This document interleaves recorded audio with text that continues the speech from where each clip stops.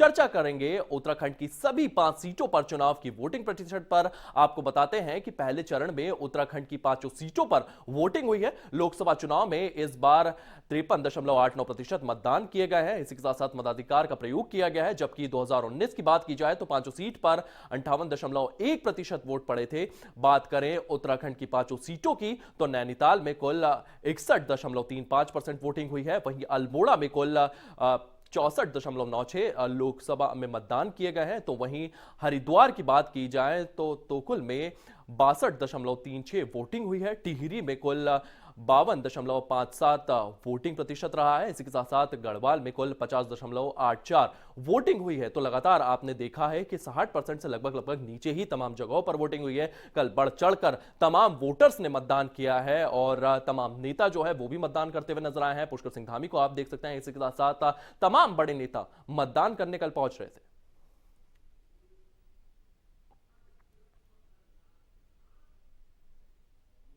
तो लगातार 5 सीटों पर मतदान हो रहा है। कौन जीतेगा मैदान, इसका फैसला तो ईवीएम में कैद हो चुका है। और लगातार आप देख रहे हैं कल तमाम पोलिंग बूथ्स जो है वो सेटअप किए गए थे। तमाम लोग जो है वो बढ़ चढ़कर वोट देने पहुंचे। तमाम नेता जो हैं उनके भी बयान सामने आए हैं। वो भी अपने बयानों में साफ तौर पर ये कहते हुए नजर आए हैं कि ज्यादा से ज्यादा मात्रा में आप जाएं, अपने जनप्रतिनिधियों को चुने। इस तरीके की बातचीत करते हुए नेता नजर आए हैं। कई नेता कॉन्फिडेंस भी नजर आए हैं। उन्होंने साफ तौर पर कहा है कि हम विजय हो रहे हैं। आप सीएम पुष्कर सिंह धामी की भी तस्वीर देख रहे हैं। वो भी कल वोट डालने पहुंचे थे और उन्होंने भी अपना मतदान किया। पहले चरण की बाजी किसके नाम रहने वाली है, ये चीजें जो है ये ईवीएम में कैद हो गया है। तमाम प्रत्याशियों ने लगातार यहां पर वोट किया है, उत्तराखंड के विकास के लिए वोट किया है। लगातार सीएम पुष्कर सिंह धामी की बात की जाए तो वो तमाम रैलियों में ये चीज कहते हुए आए थे कि उत्तराखंड को विकास के रास्ते पर आगे बढ़ाना है। तमाम चीजों को लेकर के वे चीजें सामने रखते आए हैं। रोड इंफ्रास्ट्रक्चर की बात भी करते आए हैं, सस्टेनेबल डेवलपमेंट की बात भी करते आए हैं, वेडिंग इन उत्तराखंड का फॉर्मूला भी लेके आए और तमाम बड़े नेताओं को भी हमने देखा वो भी उत्तराखंड में प्रचार प्रसार करते हुए नजर आए हैं।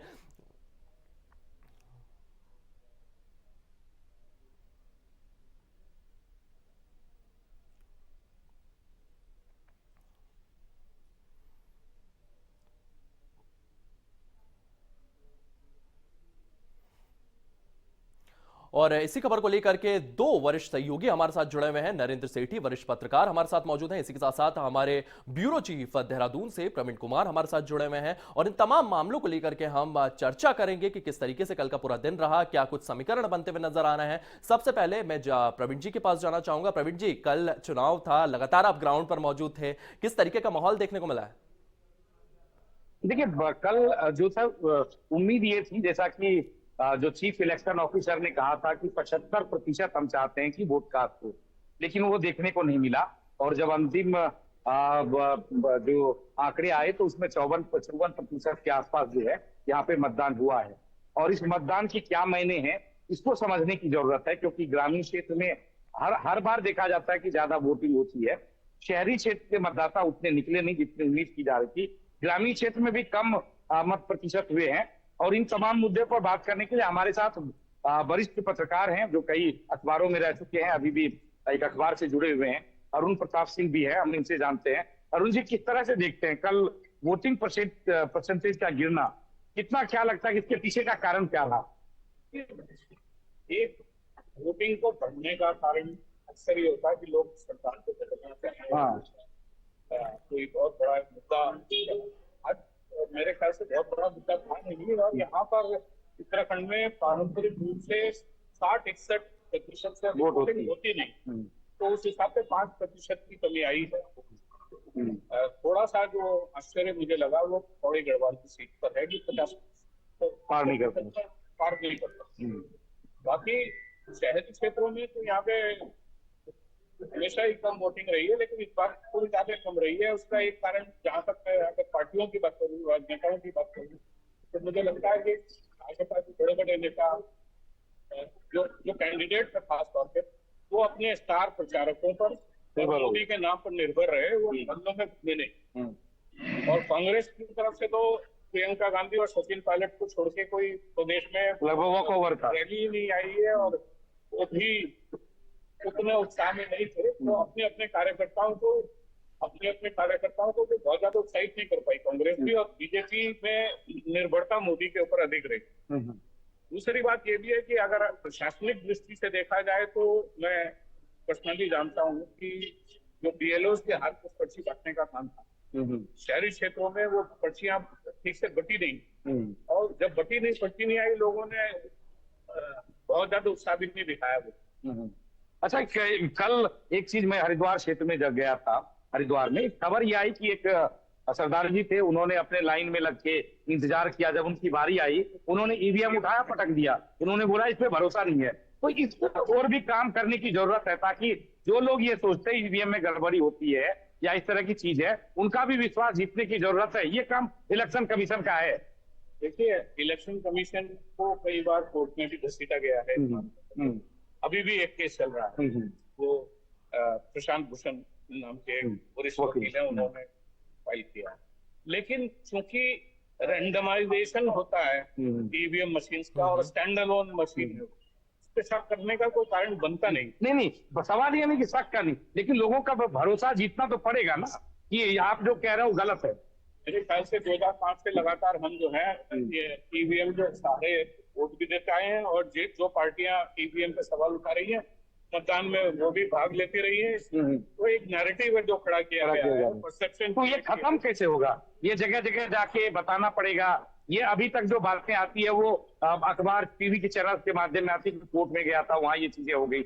लेकिन कहीं ना कहीं इस पे काम तो करने की अब जरूरत है, क्योंकि जिस तरह से मत प्रतिशत गिर रहा है, सिर्फ उत्तराखंड में नहीं, यूपी में हो, बिहार में भी पड़े हैं। एक काम किया जा सकता है, जैसे अभी क्या है कि 2 करोड़ मशीनों पे लगभग 20 लाख वीवीपैट है, उसको 100% किया जा सकता है, ताकि पर्ची देने के जो वोटर पर्ची लेके जाए, उससे मैं सहमत नहीं हूँ। उससे मैं इसलिए सहमत नहीं हूँ कि जब बैलेट पेपर से चुनाव होता है, वो भी पर्ची नहीं ले जाता। ये एक विचार की मांग है, लेकिन वो देख के संतुष्ट हो सकता है मतदाता जो है। और एक चीज और बात आ रही है कि उसको दोनों को मिलान कर लिया जाए, पर्ची और उसको। इस पर भी बहुत ज्यादा लगता है कि बहुत ज्यादा काम करने की जरूरत है, ताकि एक बार भरोसा जगे जा सकता है। इसमें थोड़ा अधिक काम किया जा सकता है।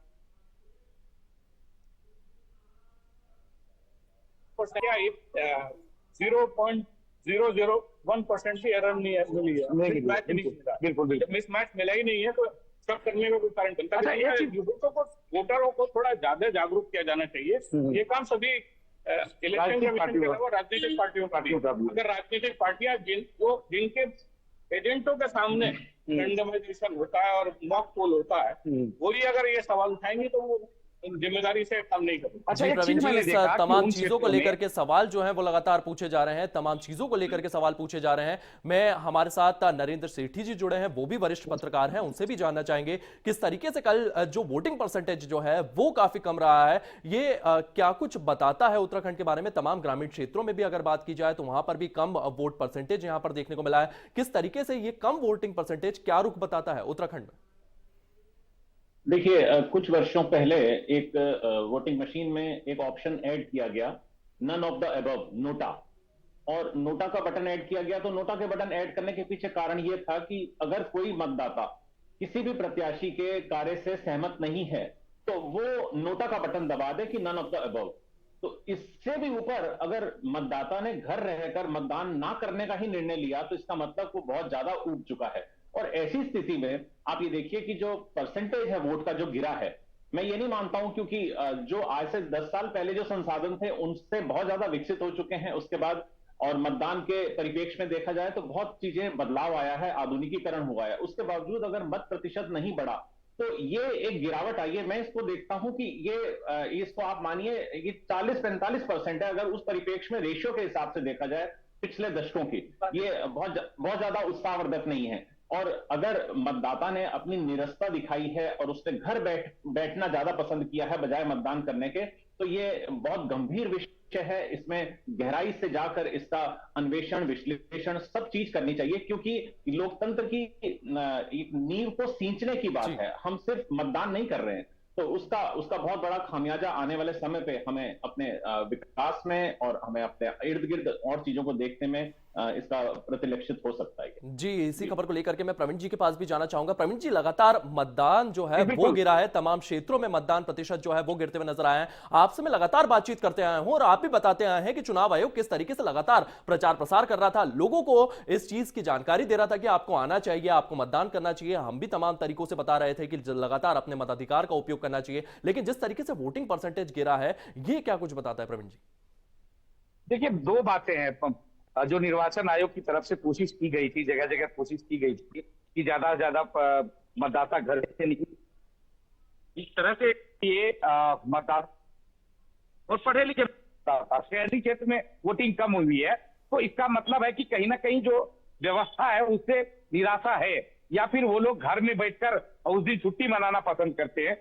अरुण जी से हम जानना चाहेंगे, अरुण जी, शहरी क्षेत्र में इस बार ज्यादा देखने को मिला ये चीजें, जबकि शहरी मतदाता ज्यादा वोकल है, उनके पास संसाधन भी है, तो इसके पीछे क्या मानते हैं कि क्या वो राजनीतिक व्यवस्था से या आरोप प्रत्यारोप से, नेताओं की जो जुबानी जंग है उनसे लोग उठ चुके हैं? देखिए, मैं बात करूँ मुंबई के शहर, तो साउथ बॉम्बे की बात करूँ, साउथ दिल्ली की बात, सेंट्रल दिल्ली की बात करूँ, या देहरादून शहर की बात करूँ, यहाँ पे मतदाताओं में उतना उत्साह होता नहीं है जितना ग्रामीण क्षेत्र में होता है। ये पारंपरिक बात है, वो उठ चुका है या उसे चूंकि शासन संपन्न है, उसे इस बात पर फर्क नहीं पड़ता कि सरकार कौन सी आ रही है, सरकार कौन सी उसे अपने से मतलब है, देश से इतना मतलब नहीं रखता संपन्न न करता, इसी वजह से वो भाग नहीं निकलता। अच्छा, एक और बात मैं समझना चाहता हूँ कि बीजेपी का नारा था कि 300 पार, 400 पार, भी कांग्रेस जो है वो कह रही थी हम जीतेंगे, तो ऐसा तो नहीं कि 400 पार के नारे में बीजेपी के जो कार्यकर्ता थे, नेता थे, वो घर आराम से बैठ गए कि हम तो 400 पार आ रहे हैं, हमें क्या करने की जरूरत है।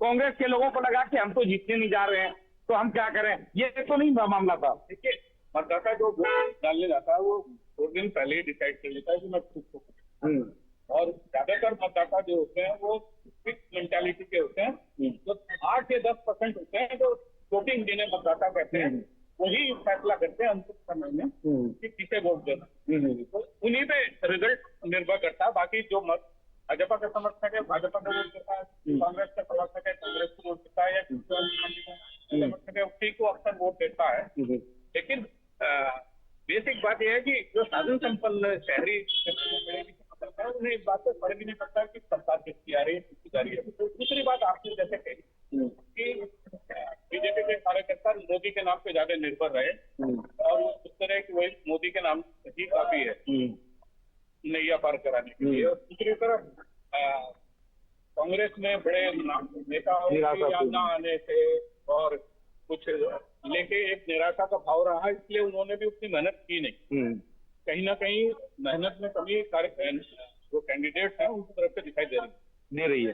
जी। अच्छा, एक चीज और यहाँ पे देखने को मिली कि जो कार्यकर्ता थे, कई बार एक जगह मैं अपनी बात बताता हूँ कि हरिद्वार लोकसभा सीट के एक बूथ पे मैं था, वहां पे एक पार्टी के कार्यकर्ता लगातार पोलिंग एजेंट फोन कर रहे थे, लोगों को भेजो, लोगों को भेजो। कल से मैं कई बार इस बात का जिक्र कर चुका हूँ, लेकिन वो नहीं निकल पा रहे थे, क्योंकि मैं लाइव में था। उसके बाद उनसे ऑफ द रिकॉर्ड पूछा तो वो बता रही थी कि मैंने 15 फोन एक आदमी को कर दिया, फिर भी लोग घर से निकलने को राजी नहीं हो रहे हैं। कुछ को तो जबरदस्ती निकलवा के लाया, गाड़ी की भी व्यवस्था कर रहे हैं कि भाई वहां तक हम छोड़ भी देंगे, उसके बावजूद नहीं निकल रहे हैं। तो इस तरह की चीजों को हम पढ़े लिखे लोग ये कहते हैं कि हम लोकतंत्र को मजबूत करना चाहिए, लोकतंत्र जो है नींव है हमारे देश की, यही पहचान है, लेकिन जब वोट की बारी आती है तो पीछे रह जाते हैं। नहीं, ये तो जिम्मेदार अगर नागरिक होगा उसकी ये जिम्मेदारी है। मैं समझता हूँ एक बात मैंडेटरी वोटिंग, ऐसा कुछ लाया जाना चाहिए कि आप वोट दें, चाहे आप नोटा को ही वोट दें, लेकिन आप वोट देने निकले। तो वोट देने जाएगा आदमी तो नोटा को नहीं, किसी न किसी को चुनेगा। बहुत कम लोग हैं जो नोटा को वोट देंगे, तो ये मैंडेटरी वोटिंग होनी चाहिए। वैसे कुल मिला के 5% गिरी है, तो यहाँ पे उत्तराखंड में पारंपरिक रूप से 60% से ऊपर कभी गई नहीं। 70% चुनाव आयोग बात कर रहा था, वो खुद अपने बीएलओ को पर्ची बांटने के लिए तैयार कर पाए, तो कहीं ना कहीं तो चुनाव आयोग की तरफ से एक सीट में अल्मोड़ा की बात करूंगा, वहां पे प्रधानमंत्री जी पिछले साल गए थे, वहां पे आदि कैलाश में उन्होंने दर्शन किया, वहां एक तरह से मानस खंड में कैसे विकसित किया जाए उसको लेकर बातचीत की, और वहां सबसे ज्यादा कम वोटिंग हुई है। वहाँ पे 66% से ऊपर वोटिंग हुई। प्रवीण जी, मैं एक और प्रश्न है जो हमारे साथ नरेंद्र सेठी जी जुड़े हुए हैं, उनसे लेना चाहूंगा। मैं 2 मिनट के लिए आपको रोकना चाहूंगा। नरेंद्र सेठी जी, जिस तरीके से कल हमने वोटिंग परसेंटेज देखा है, हमने बीजेपी की तमाम रैलियां यहां पर देखी है, तमाम बड़े नेता यहां पर आते हैं, रैलियां करते हैं, रोड शो करते हैं। सीएम पुष्कर सिंह धामी भी जगह जगह प्रचार करते हुए नजर आए। कांग्रेस को हमने जहां तक देखा, कांग्रेस ने भी कुछ रैलियां यहां पर की, प्रियंका गांधी यहां पर आती हैं, रोड शो करती हैं, रैलियां करती है। लेकिन उसके बावजूद भी जिस तरीके से एक दावा किया जा रहा था कि बड़ी मात्रा में लोग आएंगे, वोट करेंगे किसी भी पार्टी के पक्ष में, वो देखने को मिल रहा है। किसको ज्यादा नुकसान होते हुए नजर आ रहा है, कांग्रेस को या बीजेपी को, इस पूरे कम वोटिंग के कारण? देखिए, वोट यहाँ का वोटर बड़ा एक रहस्यमयी तरीके से वोट करता है। वो कोई कभी खुल के नहीं आता, जैसे वो कहे कि हम बाहर गमछा या बिल्ला लगा के जा रहे हैं कि हम इसके समर्थक हैं। तो ये एक बहुत स्पष्ट सी तस्वीर है कि यहाँ बहुत रहस्यमयी वोटिंग होती है और कभी खुले तौर पर नहीं होती। लेकिन मैं इसके पीछे एक और बहुत बड़ा कारण मानता हूं कि जो 5 सांसद हैं यहाँ के, उन्होंने जो अपनी सांसद निधि थी, उस सांसद निधि को वो उसका 2/3 सांसद निधि खर्च ही नहीं कर पाए। तो देखिए, आपके पास घर में गाड़ी खड़ी है और गाड़ी आप साल में 2 बार बाहर निकाल रहे हैं या आप 4 बार निकाल रहे हैं, यूज ही नहीं कर रहे हैं, तो आपको आपका जानने वाला भी कह देगा ये क्या गाड़ी घर में आपने खड़ी की है, काम की तो है नहीं किसी। तो यहाँ का मतदाता, यहाँ के जो सांसद है, उसको भी उसी दृष्टि से देखता है कि इसको वोट देके क्या करेंगे हम। तो एक वोट गिरने का कारण यह भी है, एक सांसद के पास 17 करोड़ रुपया 5 साल में खर्च करने को होता है कि वो अपने क्षेत्र के विकास के लिए उसमें पैसे को लगाए, सड़कों के, पुल के, नहर के और जितने तमाम कार्य होते हैं, विद्यालय को दे।